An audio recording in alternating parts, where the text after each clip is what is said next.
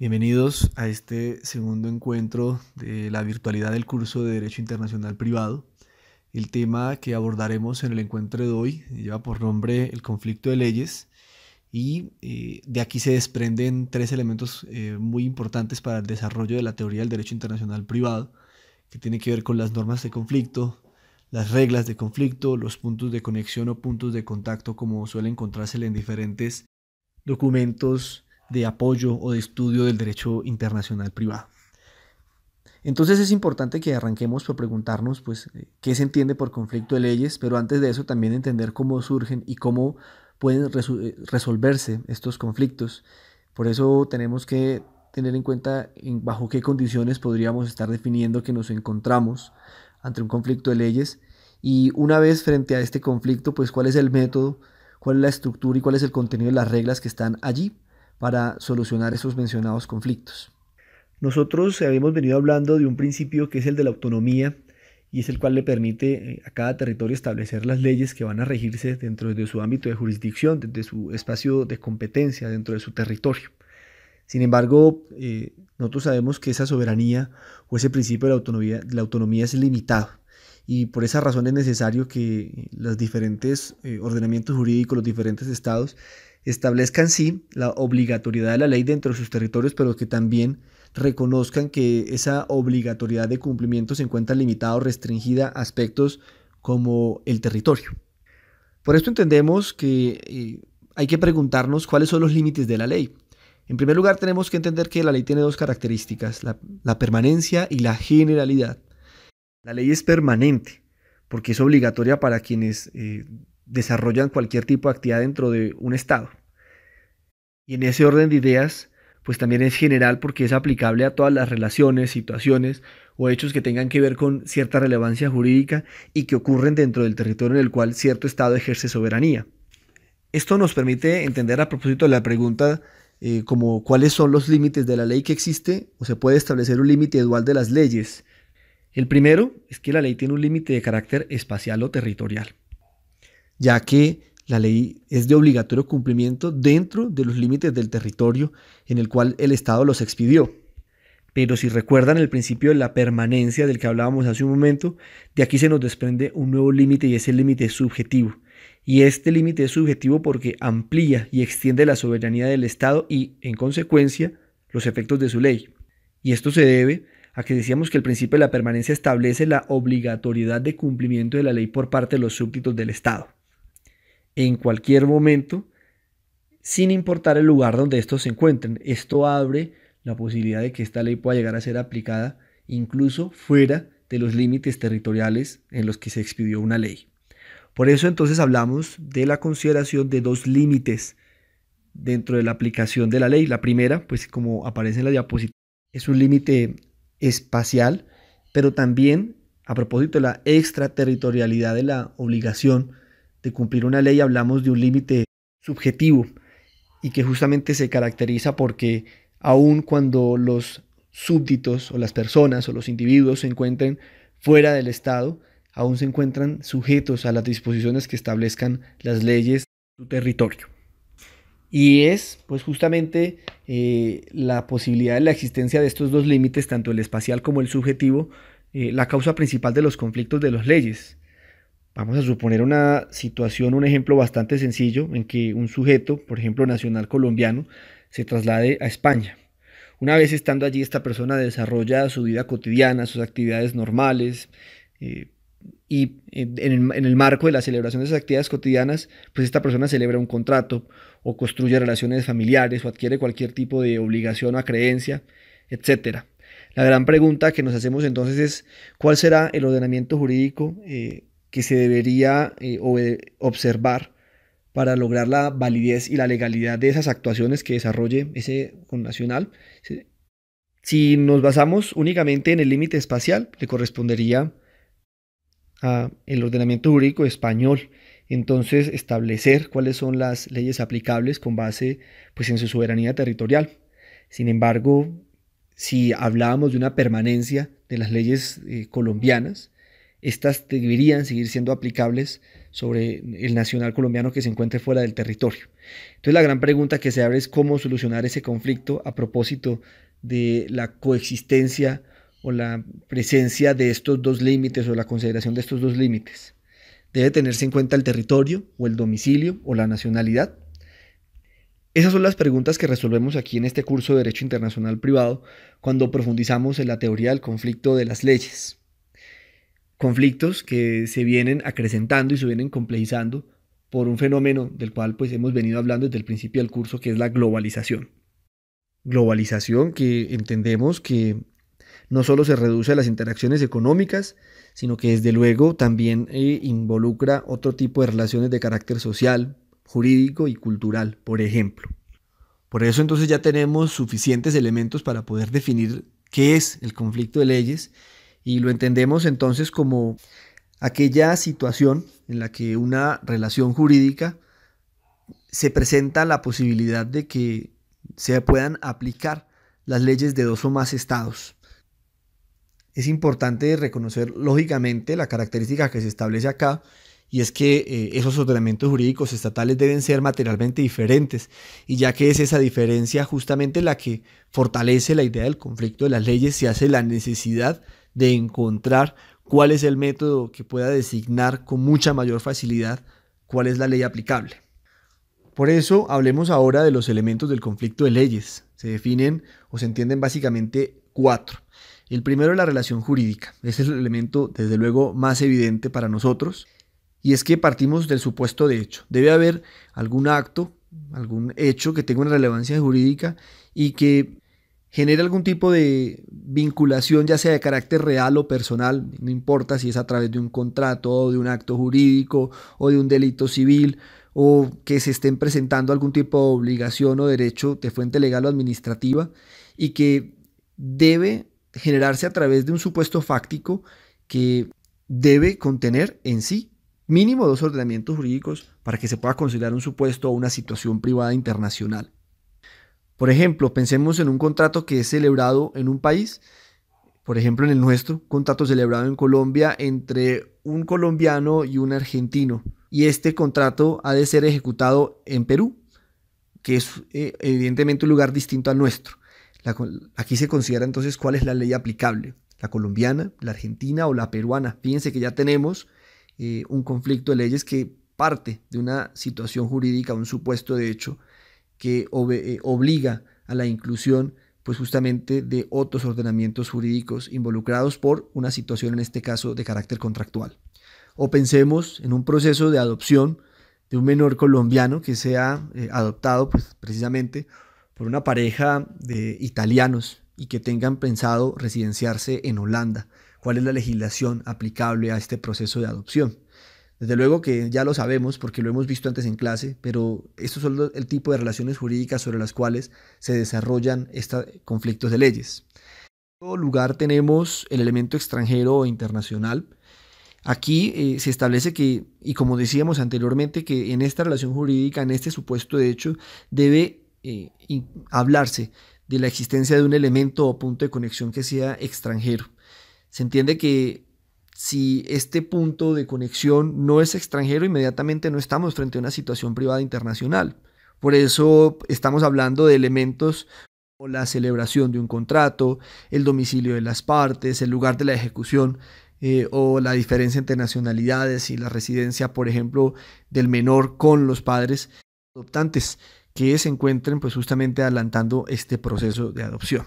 ¿Cuáles son los elementos extranjeros que más consideramos en conflicto de leyes? Obviamente la nacionalidad, el domicilio, eventualmente consideramos el principio de la residencia habitual, y también tenemos en cuenta el lugar de la situación de los bienes inmuebles o muebles, el lugar de la celebración y ejecución de un contrato o la ley que se estipule como aplicable para el mismo. Ahora bien, aquí tenemos que tener en cuenta algo muy importante, y es que no basta únicamente que el elemento extranjero, por ejemplo, ostente una nacionalidad distinta, porque lo que debe considerarse aquí es que ese elemento extranjero debe encontrarse por fuera del territorio del Estado del Foro. Y pues entendemos el Estado del Foro como aquel lugar en el que se desarrolla esa controversia jurídica, ese supuesto de hecho. Entonces deben encontrarse en estados distintos y eso es un elemento clave en este proceso de conflicto de leyes. Continuamos con otro elemento y es la pluralidad de estados y en consecuencia la pluralidad de leyes aplicables. En primer lugar, siempre decíamos, deben existir dos o más estados que sean independientes entre ellos, con igual reconocimiento de soberanía, desde luego, con reconocimiento de su autonomía, pero que se encuentre que se da la posibilidad de la aplicación de sus leyes para resolver pues esta situación jurídica que se ha presentado. No consideramos aquí los principios del derecho internacional únicamente como los que se pueden aplicar para resolver estas relaciones jurídicas o estos supuestos de hecho, porque no estamos hablando de la existencia de una comunidad internacional absoluta con un único soberano, con un único ordenamiento jurídico, sino que existe una multiplicidad de leyes que potencialmente tienen la posibilidad de entrar a reclamar competencia para conocer de esta relación jurídica, este supuesto de hecho y pretender resolverlo de fondo. De allí pues la naturaleza de que sea esta pluralidad de estados y las leyes aplicables las que generalmente pues hace que estas situaciones jurídicas, estas relaciones jurídicas normalmente terminen entrando en conflicto.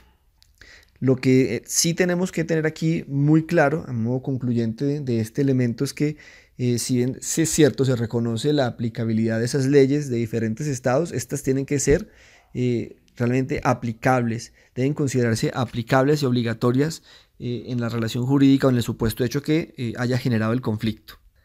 Por último, tenemos la aceptación del derecho extranjero. Este elemento lo que plantea pues es que en el marco de la resolución de esta situación privada internacional, de esta relación jurídica, exista una tolerancia que le permita al juez llegar a aplicar de forma material una norma extranjera. No nos serviría el derecho internacional privado, quedaría corto si al final simplemente en el caso colombiano se aplicaran únicamente las disposiciones o normas sustanciales de nuestro país. Desde luego que debe permitirse la aplicación de las normas extranjeras. Ya hemos definido cómo se pueden generar estos conflictos de leyes, cuáles son los aspectos relacionados a los límites de la aplicación de las leyes y que generan pues lógicamente los conflictos, las colisiones. Ahora tenemos que preguntarnos cómo resuelve el derecho internacional privado estas colisiones, cómo resuelve el derecho internacional privado estos conflictos de leyes y para eso pues tenemos las reglas de conflicto, cuyo propósito pues en últimas es coadyuvar en la definición de una ley aplicable ante una relación jurídica determinada. Tenemos que tener en cuenta que estas reglas de conflicto son normas incluidas dentro de un sistema jurídico.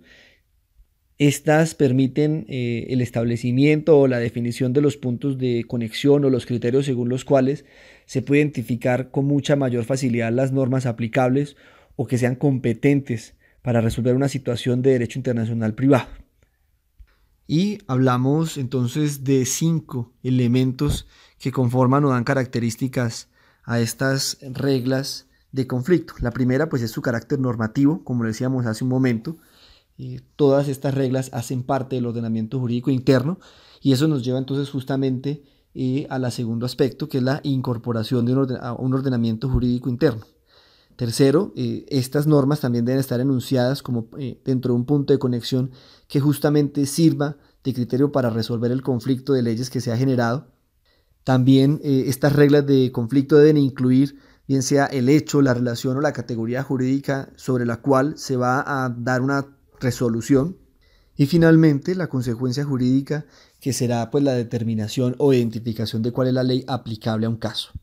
Por ejemplo, si recordamos el trabajo que ustedes desarrollaron la semana pasada, en el cual pudieron o socializarnos y contarnos las características de diferentes fuentes internacionales que utiliza Colombia en materia de derecho internacional privado, para nuestro caso, encontramos que el rango de carácter normativo se encuentra en todas las fuentes internacionales que ustedes revisaron, ya que estas están contempladas dentro de las reglas de un tratado que se encuentra vigente en la mayoría de los casos. Como revisaron también, estos tratados se encuentran localizados dentro del ordenamiento jurídico colombiano, toda vez que estos están incorporados en normas que los contienen. Una vez fueron ratificados y se adelantó todo el procedimiento que se requería para que entraran en vigencia en nuestro país. Diferentes tratados establecían cuáles eran los puntos de conexión que se debían tener en cuenta para poder resolver estas situaciones privadas internacionales. Puede ser, por ejemplo, el domicilio en la mayoría de los casos, entre otras características ya mencionadas anteriormente. Aquí pues también en estos tratados internacionales ustedes encontraron pues cuáles son las categorías jurídicas en las cuales pueden darse aplicabilidad. Ustedes propusieron unas alternativas, unos supuestos de hecho en los cuales podrían llegar a ser aplicables estas reglas de conflicto. Y por último pues tenemos las consecuencias jurídicas y es cuando se define en qué casos cuál será la ley aplicable. En nuestro caso específicamente, cuáles serán los casos en los que será la ley colombiana o cuáles serán las ocasiones o los supuestos de hecho en los que será resuelta una situación internacional con el uso o la aplicación del derecho extranjero. Por esto sí hemos venido discutiendo que las reglas de conflicto tienen como propósito la identificación o la facilitación necesaria para resolver el conflicto de leyes, y es que aquí el conflicto de leyes, que también nos quede claro desde ahora, se resuelve una vez se determine cuál es la ley aplicable. Por eso tenemos dos perspectivas que nos permiten fijar la determinación de la ley aplicable, una positiva y en oposición una de carácter negativo. Entonces, la determinación positiva nos indica que esa regla de conflicto o esa regla de colisión debe indicar de forma expresa cuál va a ser la ley aplicable. Ahí tenemos un ejemplo y es la ley 43 de 1993, mediante la cual se fijan los criterios asociados o relativos al otorgamiento de la nacionalidad colombiana. Y tenemos también una forma negativa que señala, esta vez de forma tácita, cuál será el sentido de la aplicación de una ley extranjera. Esto significaría que dentro de un ordenamiento jurídico se dé necesario justamente el reconocimiento del derecho extranjero y fallar en virtud del mismo. Como ejemplo tenemos pues el reconocimiento de una sentencia de divorcio que haya sido proferida en el extranjero. De forma tácita se reconoce dentro del territorio nacional la posibilidad de reconocer una sentencia que haya sido proferida por un juez en el extranjero y que fallando en virtud de ese derecho extranjero se reconozca como válida esa sentencia en el territorio nacional. Por eso también nos hacemos la pregunta sobre si estas normas de conflicto, ¿dónde deberíamos localizarlas? Si únicamente se localizan como parte del derecho privado interno de los estados o si por el contrario, este hace parte del derecho consuetudinario internacional o del derecho transnacional que se produce como parte del desarrollo de los instrumentos internacionales, como los de las convenciones interamericanas de los que hablábamos en el encuentro anterior. La primera postura entonces nos señala que estas normas de conflicto se encuentran únicamente dentro del derecho privado interno de los estados, es decir, es una postura más nacionalista. Esta señala entonces que el juez está obligado a fallar únicamente con base en el sistema jurídico al que él pertenece. Es decir, no puede aplicar normas extranjeras cuando su propia ley pues, no se lo autorice. Y en consecuencia, solo existe la posibilidad de aplicar una norma extranjera, una ley extranjera, cuando pues, las propias leyes así lo establezcan. La siguiente postura es, o el movimiento contrario a este, es la postura internacionalista, o también se le conoce como universalista. Aquí se le da a una prelación a la comunidad internacional que ha establecido unas normas y principios comunes para todos los estados.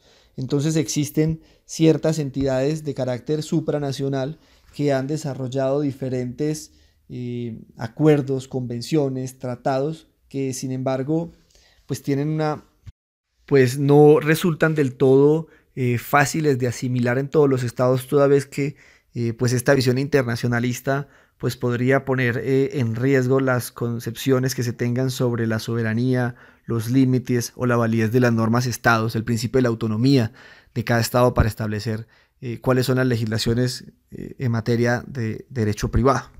En Colombia, hasta el momento hemos observado que hemos tenido una corriente de carácter más nacionalista.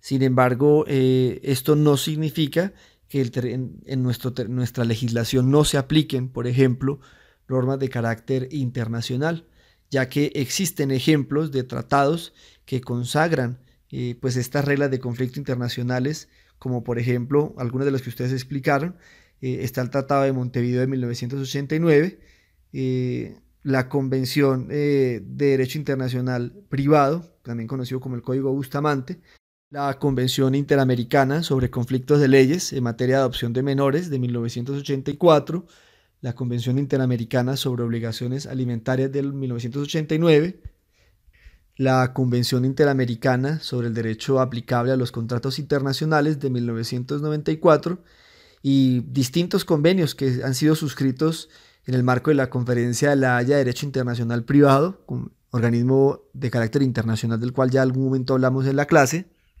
Aquí podríamos destacar el convenio sobre la ley aplicable a las ventas de carácter internacional, otros convenios que se encargan de regular los conflictos entre la ley nacional y la ley del domicilio, el convenio sobre la ley aplicable a las obligaciones alimentarias con respecto a los menores, entre otras. Hay algunos países que cuentan con normas de derecho internacional privado de carácter interno. Por ejemplo, tenemos los códigos de derecho internacional privado que fueron expedidos en Suiza y Venezuela, y otros reglamentos también de derecho internacional privado que han sido promulgados en el marco de la Unión Europea. En el caso puntual colombiano encontramos que las reglas de conflicto están establecidas en los artículos 19 al 22 del Código Civil y en el artículo 869 del Código de Comercio, entre otros que ya discutimos en el encuentro anterior. Hablemos ahora de los puntos de conexión, entendiendo que estos puntos de conexión tienen como propósito la localización de un supuesto jurídico dentro de un ordenamiento jurídico que permitan entonces identificar que aquel ordenamiento jurídico con el cual hayan más puntos de conexión, pues es el aplicable para resolver esta situación privada internacional o esta relación jurídica que ha generado el conflicto de leyes. Entonces estos puntos de conexión recogen todos los elementos extranjeros que componen esa relación jurídica y escoge cuál o cuáles de estos son determinantes para definir el lugar del derecho aplicable. Ese es quizás el aspecto más importante de estos puntos de conexión. Lo que revisaremos ahora es cuáles son esos criterios que existen para definir los puntos de conexión, las formas de hacer esta localización a partir de los diferentes estatutos. El primero de ellos pues, es el estatuto personal. Aquí se incluirán entonces todos los derechos y obligaciones que se encuentren vinculados a los atributos y las condiciones jurídicas de los individuos. Los más importantes que tenemos acá son aquellos que están relacionados entonces, por ejemplo, con las normas sobre el Estado y la capacidad jurídica de las personas, y aquellas también que estén relacionadas con relaciones familiares, como el matrimonio, la filiación, las obligaciones alimentarias y el divorcio, por ejemplo. También aquí se incluye la nacionalidad. Este es un principio, digamos, de los más importantes. Con base en este punto se logra determinar si la controversia se está definiendo únicamente sobre asuntos relativos al ámbito personal, y esto ha hecho que la nacionalidad quizás sea el punto de conexión más importante de este estatuto personal, básicamente porque si entendemos la nacionalidad como ese vínculo jurídico político, entendemos que este vínculo es bastante estrecho y significativo y que permanece incluso luego de que un individuo emigre de su territorio del cual este es nacional. Y en este orden de ideas, pues las leyes seguirán siendo aplicables a este individuo aun cuando se establezca en un estado distinto. Y esto, sin embargo, no quiere decir que este principio de la nacionalidad o este punto de conexión de la nacionalidad no haya recibido críticas, desde luego, y es aspectos relacionados con cuáles son los criterios para la designación o el reconocimiento de este vínculo de la nacionalidad y también cuál es la legislación aplicable en los eventos en que un individuo o sobre un individuo recaigan o bien una doble o múltiple nacionalidad o por el contrario esta persona se encuentra en condición de apatridia. Sin hablar por ahora del concepto que aún se debate sobre la consideración de la nacionalidad para las edades, que pues sigue siendo objeto de debates sobre el desarrollo teórico del derecho internacional privado. Aquí también se incluye el domicilio. Este también ha venido siendo uno de los puntos de conexión que mayor auge ha venido ganando dentro de la teoría del conflicto de las leyes.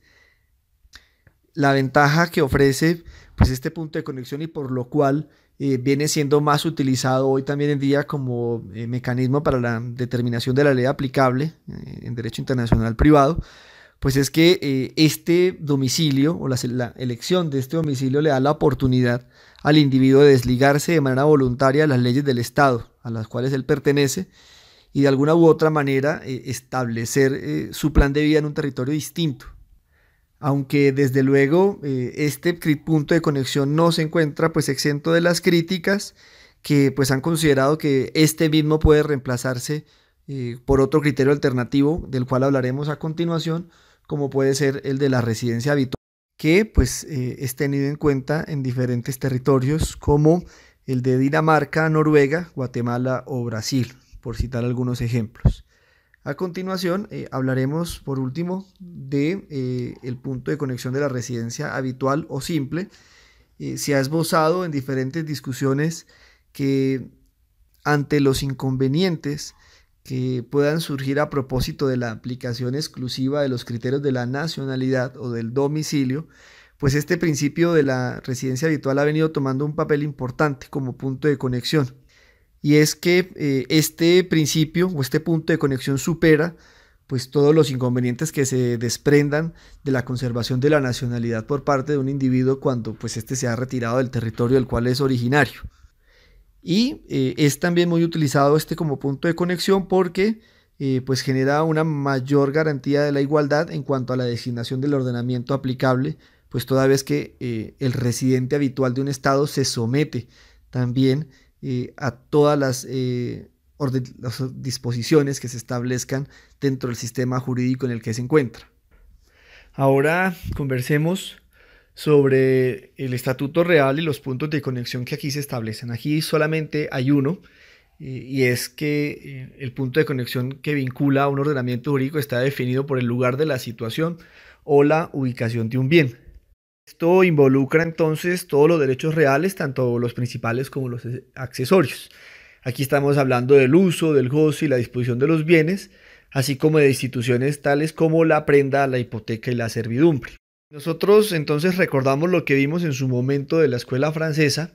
Estamos viendo que aquí hay una fuerte influencia respecto a lo que establece el lugar de situación o ubicación del bien, y esto es una percepción profundamente territorialista respecto a cuál es la ley aplicable.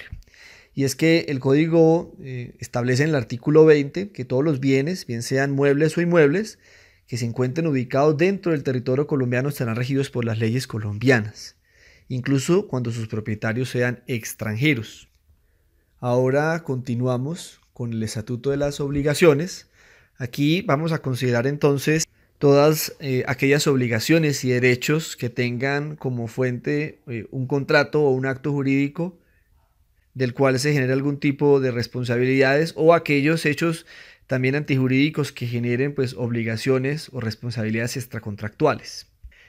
Quiere decir entonces que dentro de esta categoría se incluirán todas las obligaciones que se deriven de los aspectos contractuales, como también aquellos de carácter extracontractual. Para hablar de la primera característica, es decir, de lo que tenga que ver con contratos, hablaremos de los contratos internacionales, entendidas entonces como aquellas relaciones jurídicas en las que se enmarcan diferentes aspectos, diferentes vínculos, lo cual genera un carácter algo complejo a los contratos internacionales, y es porque primero encontramos normas de capacidad de los contratantes, y esto tiene que ver desde luego con la categoría del estatuto personal, los puntos de conexión del estatuto personal.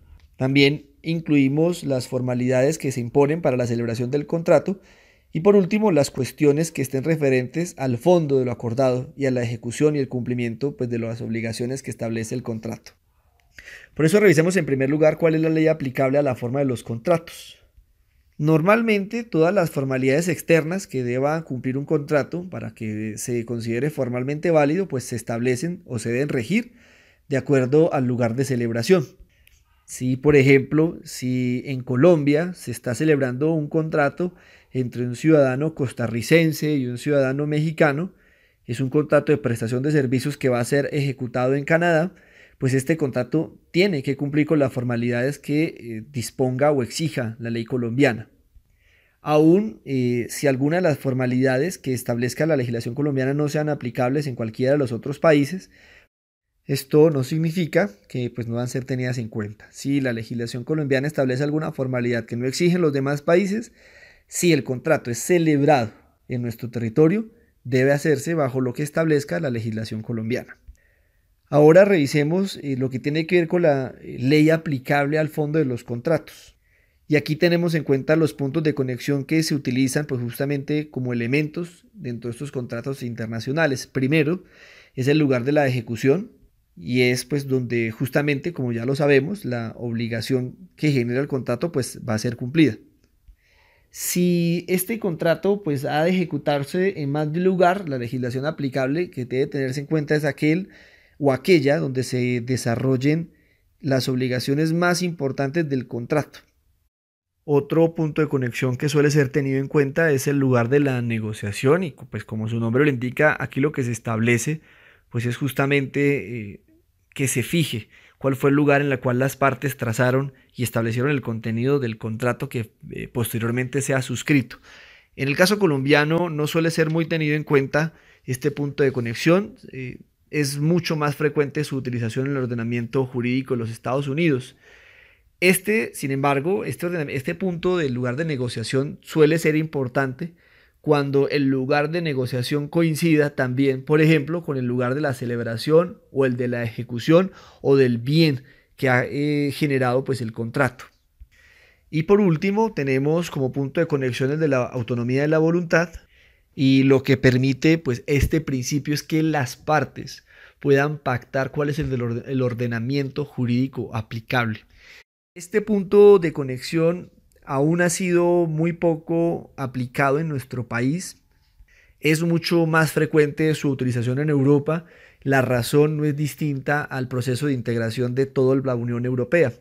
Colombia aún no ha avanzado respecto a la implementación de este principio de la autonomía de la voluntad en materia de derechos relacionados a los contratos internacionales. Sin embargo, pues el debate ha girado siempre en torno a cuál sería la eficacia de esta norma de conflicto en el territorio colombiano si llegase a implementarse que las partes de un contrato internacional pudiesen fijar dentro de la negociación del contrato, de la celebración del contrato, dentro de sus formalidades, cuál es la legislación aplicable al mismo. De otra parte, decíamos que en el Estatuto de las Obligaciones también se involucran las obligaciones extracontractuales y estas son pues aquellas obligaciones que no se generan como parte del contrato, sino justamente por la comisión de un delito civil que ha generado algún daño y perjuicio correspondiente a alguna de las partes del contrato. Hasta el momento, el principio o el punto de conexión que ha sido utilizado ha sido el de establecer que la legislación aplicable será aquella donde se haya dado el delito o el daño, es decir, el lugar del delito o daño, conocido también como un principio del derecho internacional privado, que es el lex loci delicti.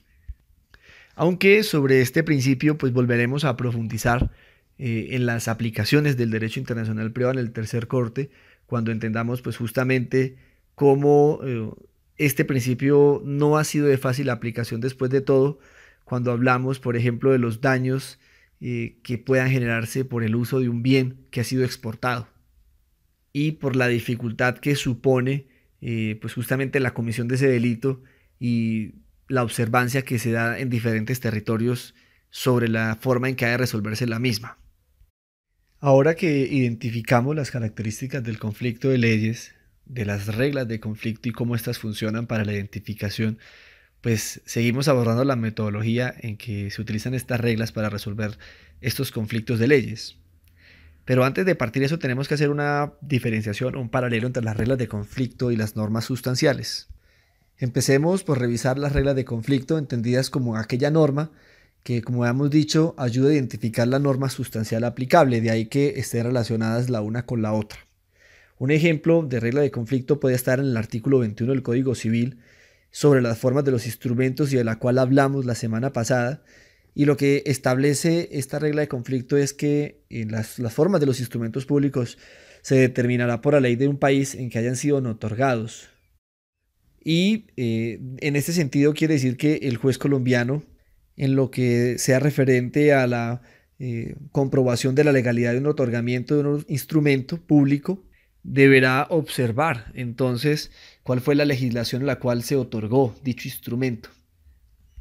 Esto indica que, si bien este artículo no otorga directamente la solución, se indica cuál es la forma en que ha de resolverse esa misma situación. Y bueno, como ustedes también ya lo saben, las normas sustanciales lo que hacen es posibilitar la aplicación de un derecho. De modo que la tarea de las normas sustanciales pues, es otorgar una respuesta directa a esa situación privada internacional. Profundicemos ahora sobre la tipología de las reglas de conflicto. Al respecto, podremos decir que tenemos tres categorías. La primera categoría de estas reglas establece que serán reglas de conflicto aquellas que designen la norma que rige las condiciones constitutivas de una relación. Por ejemplo, si revisamos en los casos en que se quiere determinar la existencia y la capacidad para ser titular de derechos y obligaciones, algunas legislaciones como la mexicana establecen que estos derechos o obligaciones pueden adquirirse o se puede ser titular de estos derechos cumpliendo los requisitos que establezca el Estado para tal fin. En este orden de ideas, para constituir una relación o para constituir unos derechos o obligaciones, habrá que remitirse a las normas que establezca un Estado. En este caso, el ejemplo que estábamos dando corresponde al Estado mexicano. La segunda categoría que establece que las reglas de conflicto serán aquellas también que designen la norma que debe regir los efectos o consecuencias de una relación. Aquí se establece entonces que los efectos jurídicos, por ejemplo, de actos o contratos han de regirse por el lugar donde deban ejecutarse, como sucede en el caso de los contratos en Colombia. Entonces, por ejemplo, si se trata de un contrato de compraventa entre un exportador argentino y un importador colombiano que se celebró en Argentina, debe tener en cuenta que independientemente de que el contrato se haya celebrado en Argentina y que allí se haya asumido como compromiso la entrega de la mercancía en Colombia, la legislación aplicable es la legislación colombiana. En este orden de ideas lo que estamos viendo pues es precisamente que esta norma de conflicto designa cuáles son las consecuencias o cuáles van a ser los efectos en cuanto a la legislación aplicable de una relación jurídica. Por último, la tercera tipología de las reglas de conflicto tenemos aquellas que designan al mismo tiempo las normas que rigen tanto las condiciones como sus efectos. Aquí podríamos tener en cuenta aquellos aspectos relativos al ámbito sucesoral, según la cual podría fijarse que los testamentos que sean hechos en un país extranjero produzcan efectos en Colombia cuando hayan sido formulados de acuerdo con las leyes del país en el que estos han sido otorgados. Entonces lo que encontramos acá es que tanto las condiciones en las que se otorgaron el testamento están regidas por la norma de conflicto, así como los efectos que podría tener nuestro país en caso de que pretenda hacerse efectivo el mismo. Entonces, a partir de todo lo que hemos visto de la identificación de la teoría del conflicto de las leyes, de revisar qué son las reglas de conflicto y entender también cómo éstas coadyuvan a la solución de estos conflictos, pues ahora veamos cómo la utilización de estas reglas hace parte de la metodología de uso que se requiere para resolver las situaciones privadas internacionales y es el método de las calificaciones. Este método consiste pues justamente en una ponderación que se hace respecto a los elementos que hacen parte de una situación privada internacional y cuyo propósito es justamente al servir de elementos ponderativos pues definir cuál es la aplicación de una norma sustancial, es decir, designar competencia. Entonces, los métodos de las calificaciones identifican, bueno, esto hace parte de las normas de conflicto y esto vincula a un ordenamiento y esto vincula al otro ordenamiento jurídico. De modo que de esta manera pueda determinarse pues, cuál va a ser la consecuencia jurídica. Veamos entonces cuáles son las formas de calificar que existen y que básicamente pues, son tres. La primera es el lex fori. Este principio se enfatiza en que el conflicto deba resolverse exclusivamente con el derecho del foro. Esto significaría que al ser la norma de conflicto de carácter local, y esta es la que se interpreta a la luz del derecho interno, pues esto imposibilitaría que la situación se califique conforme a la ley extranjera. Esto quiere decir que una situación privada internacional que sea calificada mediante el lex fori debería ser resuelta exclusivamente con las leyes del derecho interno del Estado que conoció primero la situación privada internacional. La segunda forma de calificar es la lex causae. Esta implica que al calificarse mediante esta forma, la situación privada internacional se inclinaría hacia la aplicación de la ley extranjera. Esto es que la solución o la consecuencia jurídica se obtendría desde el derecho extranjero, que tendría que someterse al reconocimiento por parte del derecho interno que primero conoció de la situación privada internacional.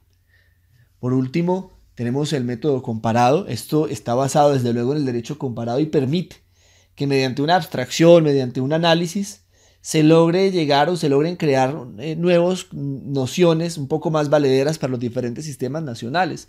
Esto significaría que las instituciones o los estados podrían echar mano de este elemento comparativo con el propósito de encontrar los vacíos, las ambigüedades y desde este punto de vista resolver una situación privada internacional. Este último método es el menos aplicado, resulta mucho más complejo porque la diversidad y la pluralidad de leyes y estados hace muy difícil que este análisis comparativo pues logre resolver de fondo las situaciones privadas internacionales.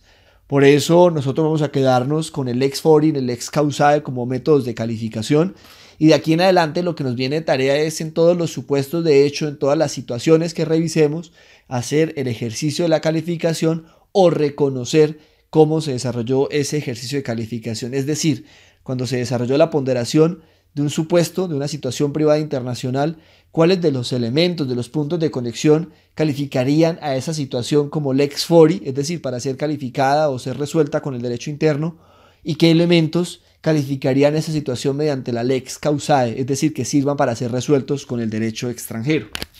De esta manera hemos llegado al final de este encuentro presencial. Hay una actividad complementaria que consiste en realizar la lectura de la sentencia C395 de 2002 y el desarrollo de un análisis en el documento guía que también se adjunta en el Google Classroom. Es importante que mantengamos el contacto debido a través de esta plataforma para que podamos desarrollar con total normalidad pues todo el curso. Esta sería una nota adicional para este 15%. Con esto estaríamos terminando los contenidos de este primer corte y después de Semana Santa estaríamos pactando la forma en que vamos a o cómo vamos a resolver la evaluación que corresponda al parcial del primer corte. De nuevo, pues les agradezco a todos por su atención. Esperamos que esta situación, pues lógicamente, se resuelva de la mejor manera y que podamos regresar a la presencialidad lo más pronto posible.